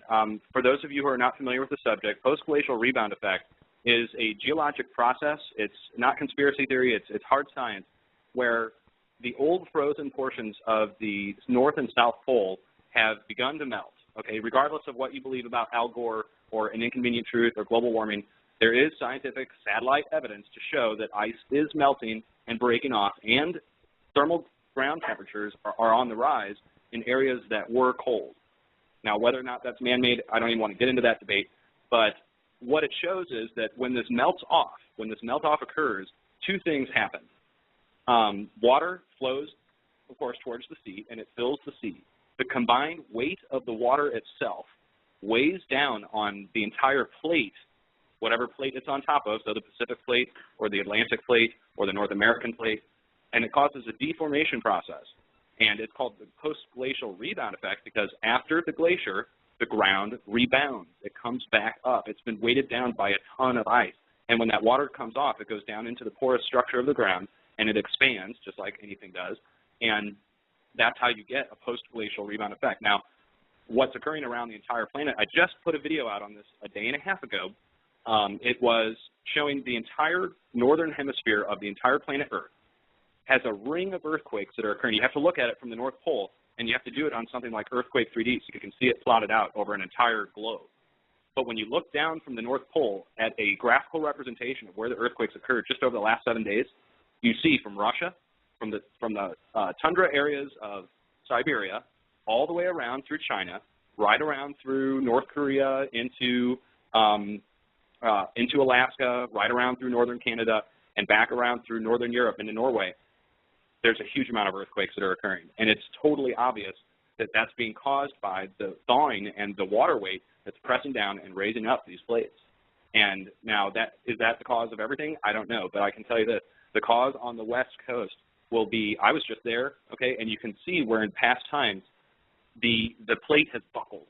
And it's buckled due to several reasons. Sometimes it's seismic, sometimes it's volcanic, but I can pretty much give you a guarantee that there will be a thinking of the western portion of the like where the Olympic National Forest is, for instance. That area is resting on top of a part of the plate that when more water comes to rest on the Pacific plate, it's going to push that area down. It has to. And so I really think if you were to ask me an area in the Pacific Northwest, what will happen, I think that area will sink somewhat. And then further inland, you'll see a raising, but you know, it's like a seesaw. So one part pushes down, the other part pushes up. Yeah.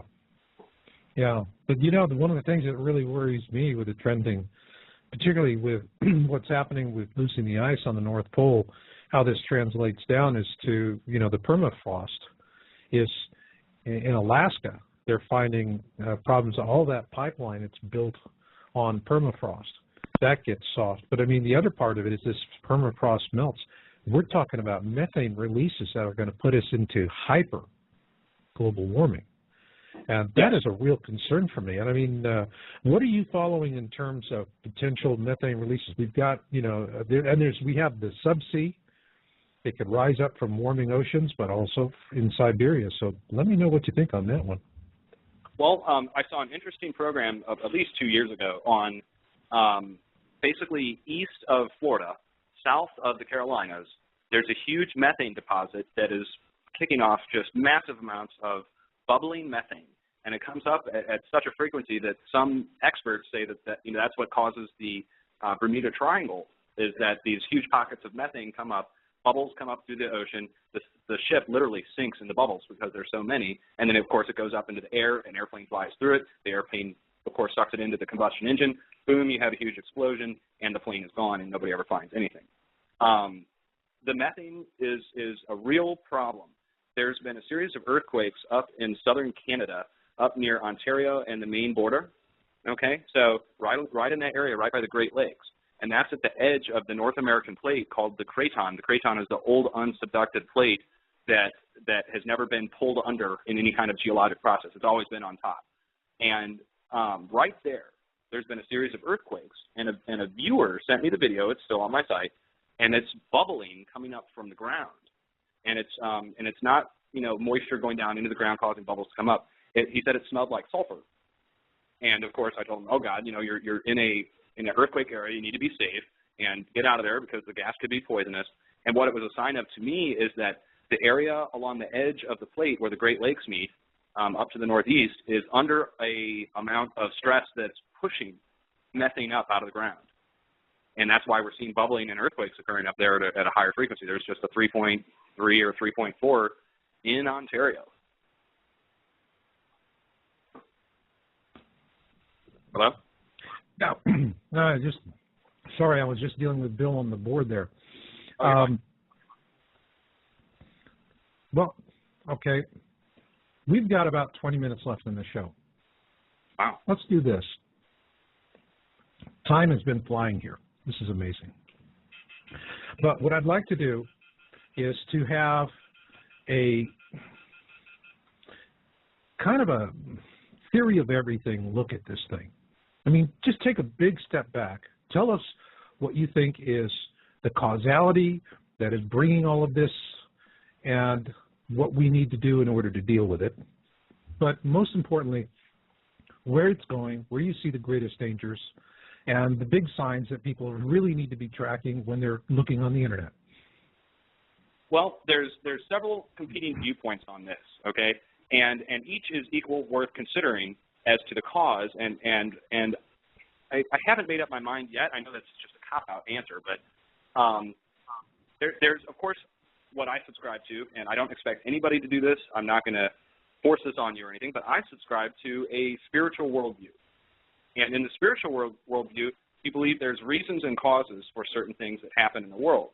And I think that we're at a time in history where it literally is obvious to anybody who can see that we're at a crossroads for the planet. Whether or not you believe in God, whether or not you believe in Jesus or Hindu or whatever, all these problems are ramping up to a crescendo. They're coming up to a point where we're going to have to acknowledge them at some point and try to figure out what's causing them. And that gets back to spirituality or being a realist and an atheist or whatever. You got to start to look for answers as to what's causing it. Now, could it be an extrasolar planet that's coming in, Nibiru, Planet X? Yes, it could totally be that. It could also be a natural uptick that coincides with the coming in of a planet that doesn't have any effect on us. What if Nibiru flies by? There's no big earthquake, but then a couple months from now we get a big one. There's a lot of different causes for the problems that we're having, and the uptick. If I could name what is causing this uptick, I'd be more famous than I could ever possibly even imagine. It would be, if you came up with this answer, it would be the answer of all answers, which is why is it happening? I can tell you guys this: I believe in God, and I believe that certain things are caused beyond man's control. So could a planet be brought in? Yes, it could be brought in. It could be brought in by just natural forces, or it could be brought in by a higher power. It just so happens that it all coincides with certain other things that have happened and that are happening: a one world order, a one world government. Hello? Hello? Yeah, I'm sorry about that. While you've been talking, we've been having some problems and interference with the show, and so I had to bring Bill back in. And but please keep on going. We're getting some disinfo puke hacking. They just want to let us know that they can do it, and that's the way it is. And this is kind of the most profound part of the show, because it's where you're going to find out. I believe that we are going through a series of events that are unparalleled in world history until now. So we've got certain things that are happening that just when they all happen together, they cease to be coincidences. Coincidences cease to be coincidences when they happen all the time. And that's what I see happening, are a series of strange coincidences that cannot be dismissed anymore. So an uptick in earthquake activity, an uptick in solar activity, strange reports of strange things happening in the sky, weird planetary activity, millions, if not billions, of animals dying all at once. And this is all since New Year's. An unknown number of tornadoes, thousands of people dead across the United States in one 6-month period. And the financial unrest. I mean, the list goes on. And when you add that all together, it almost seems like it's not the end of the world. I mean, if you guys go read the Bible or go read any book of knowledge, it says, world without end. There is not going to be an end of the world. There might be a third of the population dies this way, a third of the population dies that way, but the world itself is not going to end according to my spiritual belief. And that's where we start going over the line. You'll never catch me putting a video out on this subject because my viewers span the entire spectrum. I've got Satanist viewers. I've got atheist viewers. I've got Christian viewers. I've got everybody in between. Republicans? I'm sorry? Just had to do that. You got Republicans too? Oh, yeah. I've got Republicans. We got them all. You know, here's my thing, guys. I voted for George Bush twice. Huh? Yeah. Oh, yeah. All right. That was before I found out about the Bohemian Grove, of course. I found out my unplugging experience was in 2004. When I found out, I watched Alex Jones's famous video, Dark Secrets Inside the Bohemian Grove. Up until that point, I was Joe plugged in. I was your average skeptic. I was your worst skeptic. I was the idiot that came onto your video and gave you a hard time without being a paid government agent. I was just a jerk. And so I learned a lot of different things in a short amount of time. And the one that set me down the rabbit hole was finding out that my Republican leaders, the Christians that I supposedly voted for, go out in the woods a year and engage in a sacrifice ritual. Whether it's a human body or not, I don't care. It looks like one. And they take it and burn it before a stone idol, and they put all their cares and worries on it for all the bad stuff they did for the past year onto that body or whatever it is. And then they burn it and go into some weird pagan ritual while they do it, while they wear robes that look like multicolored Ku Klux Klan robes, and they just do it, and they admit it. They admit to doing it. They unabashedly say, yes, we go up there in the woods every year. It's a tradition and all this other stuff. And when you find that out, it rocks the core of what you believe. I believe they were good Christians. Instead, they're out in the woods sacrificing bodies. How much more diametrically opposed can the two sides be to each other? And when I found that out is when everything changed in my life. And since then, it's been, well, now I'm talking on the radio to you about these things. Yeah, yeah. But, you know, I mean, the question, though, is, are the Democrats any better? Well, you know what? Here's funny. The Democrats. I'm neither one or the other. Yeah, no, neither am I. Here's my mom's big-time Democrat, and we get in these debates all the time, which is they go to their own little thing. Okay, there's a woman one, too. There's a woman's thing called the Belizean Grove. It's in Belize, and Sotomayor, the judge or whatever, she was a member of it. And so there's these different sects. The thing in Norway, guys, I mean, I don't even want to go down this road, but the thing in Norway, all the kids were out in the woods in July doing, what were they doing? Well, go look into it. You won't believe it. It's their version of the Bohemian Grove. I'm not kidding. Go look it up. So, you know, when you look at all that together, that's the master thing that's pushing me now is a quest for truth. I've got to find out. I'm from Missouri, and we have mottos for each state here in the United States. And our motto is show me. And I was raised here, and we live by it. We really do. We're like, show me. You know, we won't believe it until we see it kind of thing, doubting Thomas the whole bit. And that's what we are, and that's what's led me on this quest. So I won't believe it unless I see it. If I see it, I'll tell you, and I'll show you where I found it. And that's my philosophy. I agree. Well, that's it. I mean, and I see a good positive trend. I mean, I really feel like, as one researcher to another, I can remember back around 2005, and between the period about 2005 to 2008, I secretly was, you know, I've always been trying to keep an upbeat message, but there were times when I really wondered if all the bad I was seeing was really going to win. And it wasn't until I really hit it, you know, face to face, that I realized that we are we're going to win, but it's ours to lose as well. And all of the gerrymandering is elites positioning themselves in advance. Like, for example, you look at Svalbard, the seed vault, and you can really backtrack the trail, just like you backtrack. And you go back to years ago, the Anita Hill trial, hearings on the Hill. And you look then what happened with Clarence Thomas. He got through that. He basically becomes not much of a notable justice.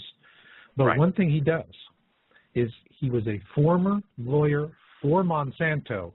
And as a former lawyer for Monsanto, and then goes into the Supreme Court and writes a 5-4 decision, and I don't think that they should allow 5-4 decisions. I think Supreme Court decisions should be 6-3, not 5-4. I mean, we always get shafted on 5-4s. And it's just something where he wrote this decision, and it was a windfall for Monsanto and everybody else. It was all about the patent office had received an application for patenting life, and they said, we've never done it since the birth of the country, and we're not about to do it now. Clarence Thomas, all right, changed all that. And the first thing that happened was Monsanto et al. Ran out to the, and the government has public archive seed vaults. So that, this is important for maintaining, all different kinds of crops to meet different situations. They had seeds, heritage seeds going back to before the time of the Revolution, all right? Monsanto and these other all just snatched up this stuff, started filing patents left and right. Then on top of that, they, what happens is the way the Supreme Court set it up, thanks to Clarence Thomas, is that family farms could be intimidated and thrown out of business for acts of God. Acts of God. All Monsanto had to do is get a couple of guys up there in a small pud knocker at night, fly over the farmer, drop a couple of handfuls of seeds, wait for the stuff to sprout, and then come out and discover what they had planted from the air. And then all of a sudden, the farmer who never planted that seed is basically given a legal ultimatum thanks to the Supreme Court. You will suck up and kiss Monsanto's tuchus, or we'll grind you and your little farm to pieces. And that is what happened. Well, now we have that. So let's fast forward to Svalbard. Bill Gates, the most successful monopolist in the world, he's the poster child for organizing this. And who's funding it? Monsanto et al. So what does it mean? Is all of the heritage seeds varieties that they're collecting are going to Svalbard. They're going to control it. And then what happens is, after the dust settles, Planet X is gone, and it's time to rebuild. What is going to be the basis of a currency for a new world order? It will be the pure genetic seed stock in Svalbard. And it's going to be real simple for everybody else. Suck up and sign the deal, or you're free to starve to death like free people. Make sense? You know what we need to make and start offering immediately? A mini seed vault that each person can put in their own house to keep their own seeds of whatever they want for an extended period of time. An explosion, in a flood, anything like that. That's just, hey, there's an idea for somebody out there. If you want to go do it, you'll make $1 billion trillion, which is make one that anyone can buy at the store for a cheap amount of money. Mm-hmm. And actually, it's, you can go out, find local resources. You can find people that are into gardening and this. They know what grows in the area. They know what's going to go in the seasons. There's a lot of expertise that goes along with the seeds. And there are a tremendous amount of local resources. And that's something to do. You can, folks can buy these seeds online. But, that's what I would say to everybody out there is that seeds are more than food. Seeds are freedom. Without seeds, there will be no freedom. And it is just absolutely, absolutely imperative. We're down to just a few minutes left in the show. Take us ahead for the next couple of weeks. What are the things that you're looking at, you're on top of, you're trending, that we need to be really mindful of? Okay, the things that are trending right now is the storm threat is not let up with weather modification. Chemtrail spraying is actually increasing. I received several reports of massive spraying, and we're talking dozens of planes in the sky at the same time out on the West Coast. This means severe weather is going to be coming across the United States in the next week. You can expect dozens and dozens more tornadoes. The tornado season did not stop this year. It has continued right through spring, in through the center of summer now, and it's not letting up, and we're going to ramp up here into fall. Fall is another tornado season, and it's going to get real bad here come the fall time. You just wait for fall because it rains the most in the United States in the fall. So if you think it's bad now, wait till October. As for earthquakes, you're looking at a steady progressive uptick. And the pattern that I've noticed is that there's an uptick in volcanic activity followed by an earthquake activity. So we see multiple volcanoes showing activity. We see multiple earthquakes intermingled in with those. So if you live in a fault zone, it's not everywhere in the world, but if you live in a fault zone or if you live in a volcano zone particularly, pay attention. Watch them. If you have to, watch my videos. I know it's going to be painful sometimes, but watch, listen, learn, and most importantly, be prepared. Just have a extra set of in your pocket. Have a bag with your basic needs in it. Have some water and food. Yep. Any poor person can prepare for it. Guys, I'm on your budget, okay? I'm on a couple $100, okay? So you're looking at, you can go to the store and just buy some basic necessities that you can survive on for 1 month is what I recommend, bare minimum 1 month. After a month, well, I mean, if it's Planet X, you're going to want a lot more. But if it's an earthquake in your area where you lose power at the height of a heat wave, well, guess what? You'll have water and food. So that's what I would do. Yeah. Don't be scared. Be prepared. It's a cheesy saying, but it's true. And so just be prepared. It's amazing. There's so much reticence people have about spending the money to be prepared. And it's not a lot of money. But they'll go out and, they'll buy an insurance policy based on the fact that maybe there's a 1 or 2% chance that their house is going to catch fire. Or maybe they're going to buy like a hospital indemnity like Aflac, on the rare possibility that they have an accident, not a natural illness. And so it helps them out a little bit. And these extreme risks, you got to look at what the risks are relative to the cost. People can accept that. And you're talking about they're going to make decisions on a risk threshold that is in 1 or 2, 3% range. And this is going to be hundreds, if not thousands of dollars a year in insurance premiums. Yeah. And yet when they look at this and they see all of the earth changes and everything that's going on, all of a sudden it's like, this isn't worth the price of a Happy Meal at McDonald's. Yeah. And it is just an odd thing. It has always been a frustrating thing for me. Does it bother you too? Oh, it bothers me tremendously. And when you look at, for instance, the scaling back that I've done in my life, if you're like me and you're on a limited budget, I cut my cable package back to bare minimum so I could just get the news, cut anything else out. I reduced my internet connection down to the bare minimum that I could use to upload videos. And, that alone giving me like $100 and something a month. Add that up over the course of a year, that's $1,200 I can put towards the stuff that I really need. And, a bunker, for instance, I'm splitting a bunker, an underground survival pod, with 5 of my friends. We're each throwing down $1,600.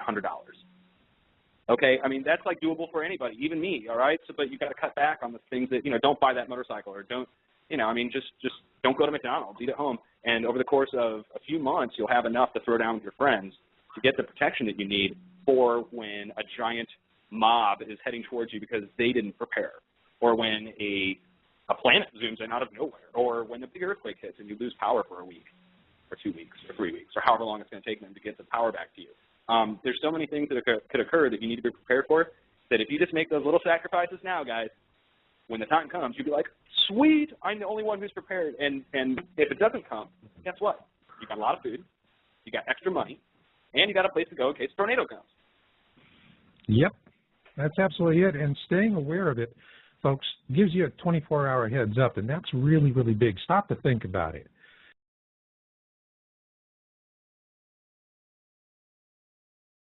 Before the San Francisco quake, that was it. It was his drop-dead, smoke-and-gun harbinger, and he knew that that big quake was coming because he was monitoring that geyser, and it went nuts.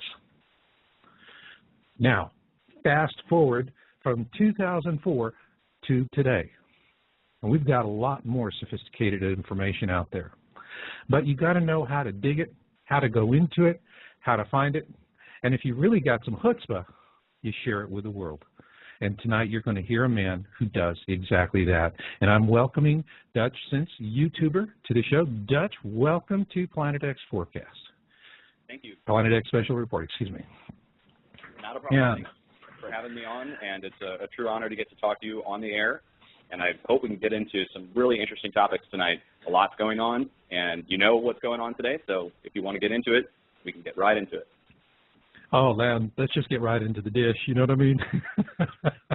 No holds barred tonight, Dutch. No holds barred. And first off, I want to let you know that, and this is a call out to all the folks at our planetxtownhall.com.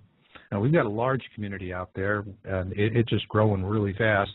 And the one thing I was really surprised was when, you know, the request to invite you on the show came from the town hall. And when I announced it, everybody's just really jazzed and excited. I had no idea so many people were following you and so appreciated your work. And once I started getting into it, I can see why. You lay it right out there. It's really clean, and you let people decide for themselves. Well, I'll tell you what, it's been a tremendous 6 months for me. I started making videos on YouTube approximately 6 months ago, maybe a little bit over. And it's ironic that you mentioned Birkeland and animals, because that's how I started. There was a tremendous die-off of animals around the world. Millions of fish washing up on one shore, shores lined with crabs over in the UK, birds falling out of the sky all over the country. And several of us started to take note of that. Being the animal lover I am, I really was concerned. And that's when I started to put out the videos. And that's how I started to pay attention to radar anomalies that I used to dismiss as just anomalies. And it just so happens that the main animal death story, the one where all these birds died down in BB, Arkansas, and fish washed up in a creek down there by the hundreds of thousands, it turns out there was a strange radar signature above the area the night before. And so in the process of looking at the radar signatures in BB, Arkansas, I saw my first weather modification ring is what I call them now, my first Haarp ring. And so over the course of 6 months, I've had 12 million viewers and 30,000 subscribers. I've been on the news. I've traveled across the country. And I'll break this on your show, is that now the first 5 episodes are done on a TV show that's going to be airing on 3 major networks, international networks. I can't say which ones yet, but that's been finalized, and it's going to be at least 64 episodes. So that's going to be if all things go well. So it really has mushroomed up, and the reason it's mushroomed up is because the number of incidents has increased exponentially, and there's been no one there to actually tell anyone, because everyone gets their news from CNN, MSNBC, Fox News, et cetera. Some people think they're being slick and getting it from AP or Reuters. Well, there's no difference. They censor the news. They only bring out some news that is disaster prone, and they control that news indefinitely. So Fukushima, for instance, when Fukushima happened, they first beat the fear drum on Fukushima like no other. Okay, they had Anderson Cooper over there standing there with a Tiger counter, and they had Sanjay Gupta explaining the fallout effects of radiation. And then within a week, they're not talking about it at all. And that's right. So, you know, I remember Sanjay Gupta. He looked like a nervous cat in a room full of rocking chairs. He didn't like being there. He understood, and he wanted to get the heck out of it. And but before we go a little further, I just want to say to my listeners out there, folks, if you're in the virtual chat room, Susan Richards is our moderator there. And if you have a question for the guest, make sure it gets to Susan. We'll do our best to get that answered, and our chat room rules are real simple. Hey, cowboy, hang your shooter at the door, be nice to Miss Kitty, and you'll have a good time. And if not, you will leave the premises feet first. And for those of you who want to call in and talk with Dutch, well, we've got Bill Zam running the switchboard, and his middle name is Thor's Hammer. Get my meaning? Call, be nice, be constructive, and you'll get on, I guarantee. Now, with that, what I'd love to do right now, Dutch, right off the top, because this is a thing that just, when I looked at your work, I mean, this glued me, really glued me. And this is this venting that you detected northeast of Los Angeles. Now, for those of you listening, on the episode page for Blog Talk Radio, I created a playlist with the current videos that Dutch has done on this. And so you can follow up on those later on after the show and actually see how he presents the work. And it's really important. And so just because this is a real current event, so Dutch, take us from how did you find this venting, and, you know, what was the process you went through? Okay. This is just a recent story for those of you who are just tuning in. It just started on Saturday. And what happened, I was on radar looking at a weather modification ring outbreak that was occurring in the Midwest. And I noticed a signature pop up over Southern California only for one frame, and then it cuts off. They cut the frame. And it said missing panel on my radar display. Okay? And that intrigues me, of course. I have to go look. So I went to the actual NextRad site, which is a government site. You can go pull up the radar, look at an image loop, a current image loop of the area. And when I did that, I saw that there was literally what I thought it was a wildfire at first. In the first video I put out, I said, uh-oh, looks like there's a wildfire in Southern California. And I went over to LA News. I checked all their sites, NBC, CBS, ABC, you know, all the local news sites, and there was nothing about a fire up there. And so I decided to go on Google Earth and see what was there to see if there were any structures or, you know, what could be burning. And when I put coordinates, it turned out it was a volcanic lava field, completely black still. It's still, you know, rough rock with just intermingled, sparsely placed grasses. And I said, oh, my goodness, you know, what is this? You know, of course, it wasn't, oh, my goodness. It was actually, what is going on? And so then I looked more into the area, and I found out it was called the Pisgah Crater Area, and that's spelled Pisgah.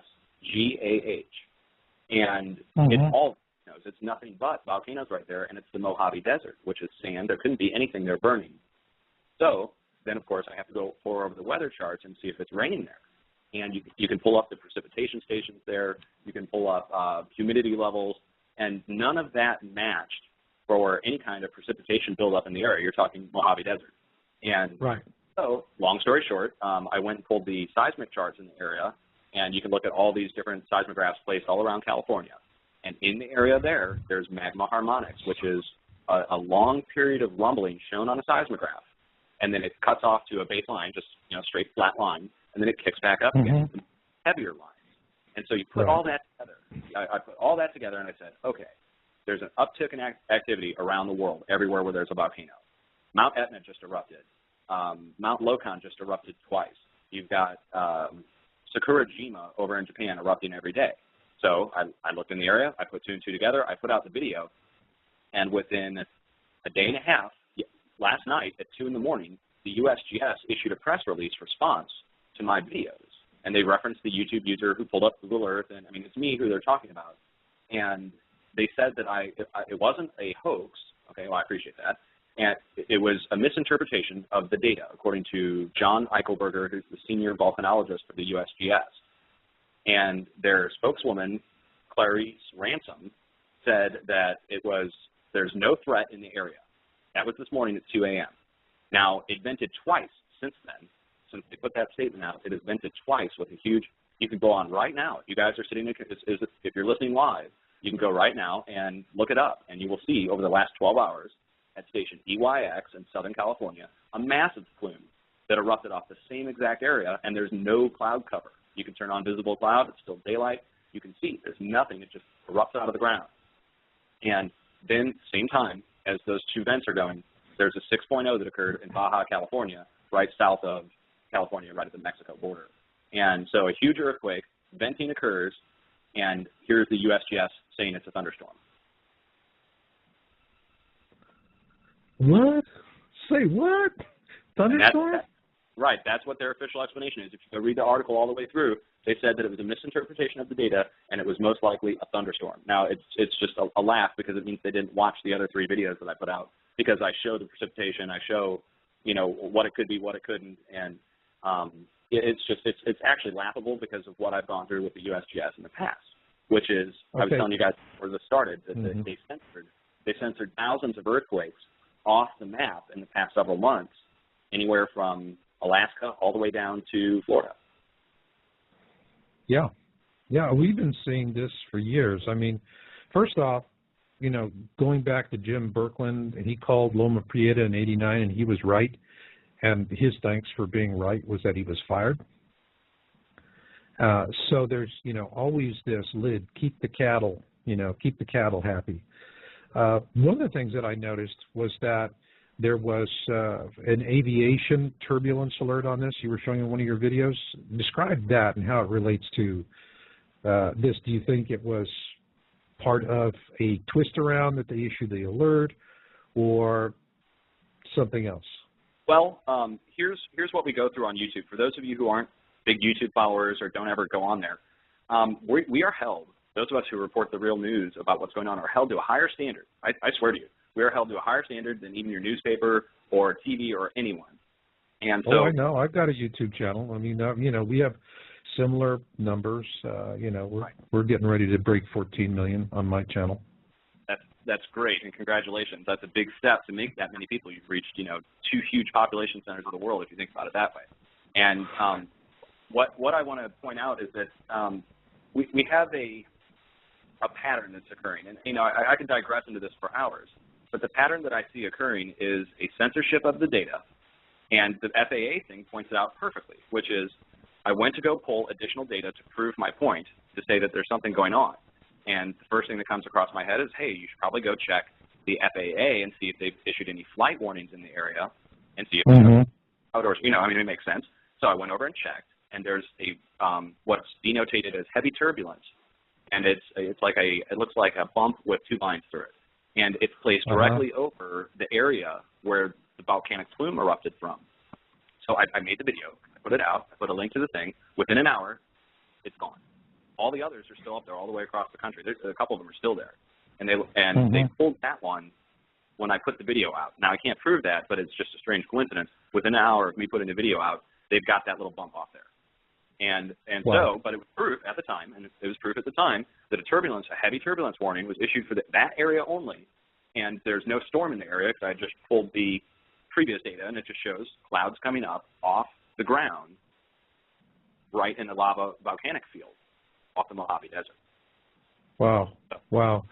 And, I want to ask you, Dutch, we got a question that comes in from the virtual studio from a Seeker 2, and wants to know, has anyone reported picking up a very high frequency or ultra low frequency signals on radio equipment during a Haarp ring anomaly, or even during this? Not that I know of during this yet. I'm going to have to look into it. It's been a really busy day for me, hundreds of phone calls and having to put the videos out. But I can tell you in the past, for those of you who are on the internet, you can go on to youtube.com/DutchSense, and that's spelled DUTCHSINSE.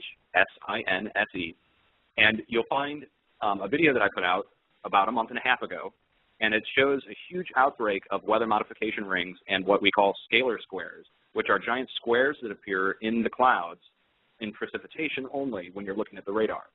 And as that was happening, I got a message from a buddy of mine who's a shortwave ham radio operator, and I put out a video asking ham radio operators if they were experiencing interference like my friend was reporting.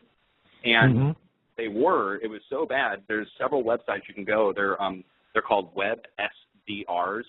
And on a web SDR, you can listen to shortwave